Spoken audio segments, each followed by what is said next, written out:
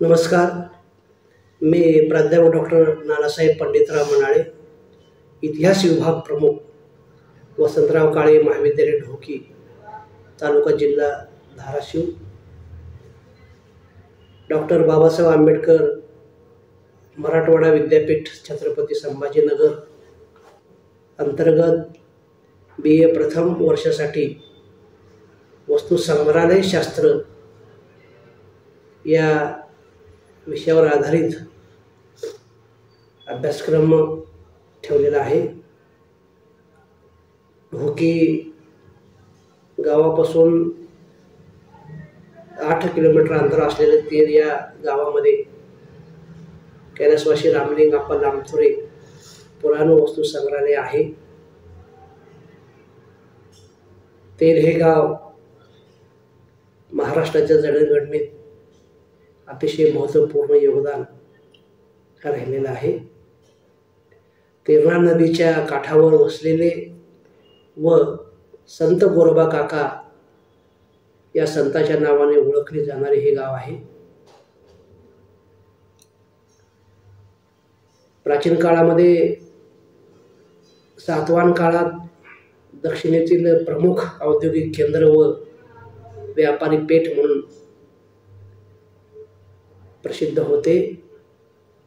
तेर या गावास प्राचीन व पुरातत्वीय इतिहास आहे. हे येथील त्रिविक्रम मंदिर, उत्तरेश्वर मंदिर, कालेश्वर मंदिर, निळकंठेश्वर मंदिर व नृसिंह मंदिर हे स्थापत्यशास्त्राच्या दृष्टीने महत्त्वाचे आहेत. तेर येथील रहिवासी असलेले कैलासवासी रामलिंग अप्पा लामथोरे यांनी तेर येथे सापडलेल्या प्राचीन विविध वस्तूंचा संग्रह केला आणि त्यावरून प्राचीन मंदिराचा वारसा व पुराणवस्तू संग्रहालयामधील विविध अवशेषावरून तेर हे गाव प्राचीन काळामध्ये समृद्ध होते. तेर येथील रामलिंग अप्पा लामथोरे वस्तू संग्रहालय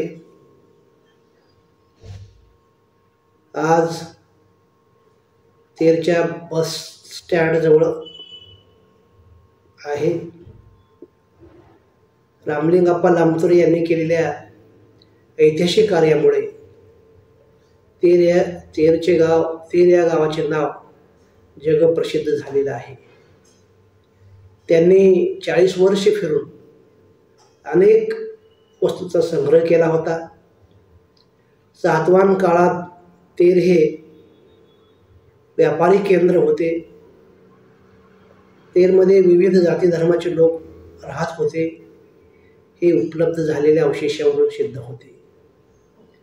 महाराष्ट्राची प्राचीन संस्कृती तेर येथील पांढरीच्या टेकड्याखाली होती. ती बाहेर काढून बोलकी करण्याचं काम कैलासवासी रामलिंग अप्पा लामथोरे यांनी केलेलं आहे. त्यांनी प्राचीन काळातील वस्तूचा अनमोल संग्रह जमा करून देशातील पुरातत्व विभागाला आश्चर्यचकित केले होते. त्यांच्या अथक परिश्रमातून साधारणपणे 23,892 वस्तूंचा संग्रह केला होता. या वस्तू संग्रहालयामध्ये मूर्ती, विटा, मुद्रा, नाणी, धातू, अवजारे व उपकरणे, मातीची भांडी, खेळणी, मणी, हस्तिदंताच्या वस्तू, शंख अशा विविध वस्तू आज आपल्याला पाहायला मिळतात. या वस्तू संग्रहालयास ऐतिहासिक महत्त्व आहे. यामुळे तेरला प्राचीन गौरवशाली इतिहास होता. रामलिंग अप्पा लामथोरे यांनी केलेल्या वस्तू अनेक लोक मोठ्या किमतीने विकत मागत होत्या, परंतु त्यांनी दिल्या नाहीत. त्यांचे मित्र देवीसिंह चव्हाण व फुलचंद गांधी हे होते. फुलचंद गांधी हे महाराष्ट्राच्या मंत्रिमंडळात मंत्री म्हणून काम करण्याची संधी त्यांना मिळाली होती. त्यांनी तत्कालीन शिक्षण मंत्री मधुकर चव्हाण यांना कैलासवासी रामलिंग आप्पा लामचुरे यांच्या कार्याविषयी माहिती दिली होती. त्यांनी मधुकर चौधरी यांना तेर येथे आणून वस्तू संग्रहालय दाखवले होते. तेव्हा त्यांनी हा संग्रह महाराष्ट्र शासनास द्यावा. महाराष्ट्र शासन या पुराण वस्तू मोठ्या संग्रहालयात ठेवल्या जातील असे सांगून त्यांच्या कार्याचे त्यांनी कौतुक केले होते. परंतु कैलासवासी रामलिंग आप्पा लामचुरे यांनी या वस्तू मोठ्या संग्रहालयात ठेवण्यास नकार दिला होता.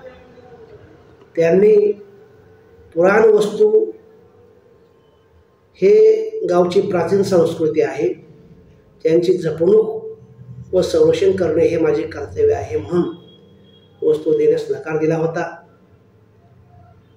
शासन जर तेर येथे वस्तू संग्रहालय उभे करणार असेल तर पुराण वस्तू शासनास मोफत देण्यास तयार आहे असे त्यांनी सांगितले होते. तेर येथे वस्तू संग्रहासाठी एक समिती गठीत करण्यात आली होती. या समितीचे अध्यक्ष देवीसिंह चव्हाण हे होते. समितीच्या प्रयत्नाने तेर गावच्या वेशीजवळ शासनामार्फत जागा दिली होती आणि ज्यावेळेस मधुकर चौधरी यांनी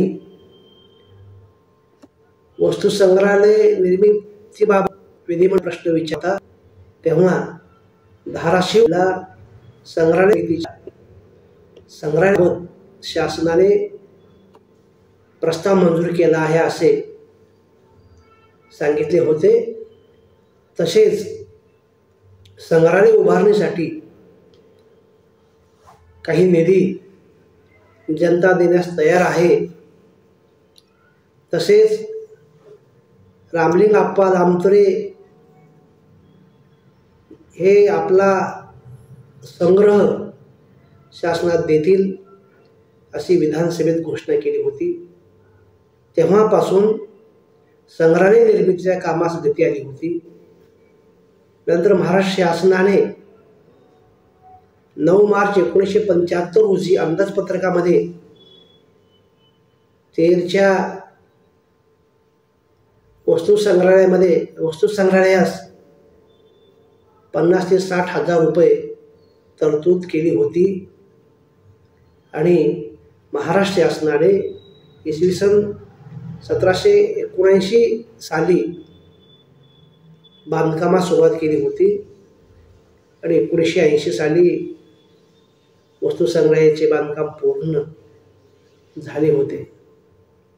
हे वस्तू संग्रहालय पाहण्यासाठी देशातून आणि परदेशातून अनेक व्यक्ती भेट देण्यासाठी येतात.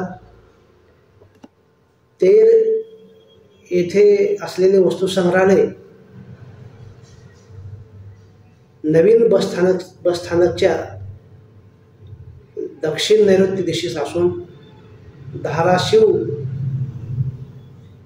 तेर रस्त्यालगत आहे. वस्तू संग्रहालयाच्या इमारतीचे क्षेत्रफळ 91.12 चौरस फूट आहे. वस्तू संग्रहालयाची मोठी इमारत आहे. प्रशासकीय कामासाठी असलेल्या जागेचे क्षेत्रफळ 693 चौरस फूट आहे. त्यात 2 खोल्या आहेत. त्या समोरच्या व बाहेरच्या वरांड्यामध्ये 12व्या व 13व्या शतकातील शिव पार्वती व विष्णू भैरवीच्या अनेक मूर्ती आपल्याला पाहायलाच मिळतात. तसेच बाजूच्या वरांड्यात शनीची मूर्ती या इमारतीमध्ये ठेवलेली पाहायला मिळते। या इमारतीमध्ये वस्तू ठेवण्यासाठी 3 हॉल आहेत। पहिला हॉल प्रवेशद्वाराच्या उजव्या बाजूस असून त्याचे क्षेत्रफळ 812 चौरस फूट आहे। त्याला लागून दुसरा हॉल असून त्याचे क्षेत्रफळ 1363 चौरस फूट आहे। तिसरा हॉल मोठ्या हॉलमध्ये धाराशिव जिल्ह्यातील ऐतिहासिक धार्मिक स्थळांची छायाचित्रे असलेले पाहायला मिळतात। तेर येथील वस्तू संग्रहालयातील अनेक वस्तूंच्या अवशेषावरून वेगवेगळ्या कालखंडातील समाज जीवन लक्षात येते। उत्खननात सापडलेल्या विटा, घरासाठी वापरलेले कौले, सांडपाण्याची व्यवस्था, मूर्ती, शिल्पे, अलंकार यावरून केशभूषा व वेशभूषा यांचे राहणीमान समजून येण्यास मदत होते। तेर येथील प्राचीन काळात शेती हा प्रमुख व्यवसाय असला तरी आर्थिक जीवन शेती, उद्योग व व्यापार यावर आधारित होते। येथील जमीन सुपीक असल्यामुळे परदेशी व्यापार चालत होता। हे येथील वस्तू संग्रहालयातील अवशेष पाहिले तर देशांतर्गत व्यापार सुद्धा चालत होता।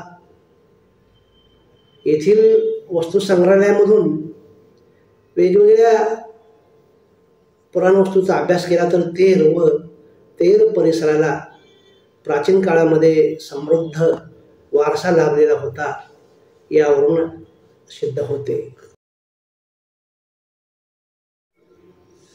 धन्यवाद।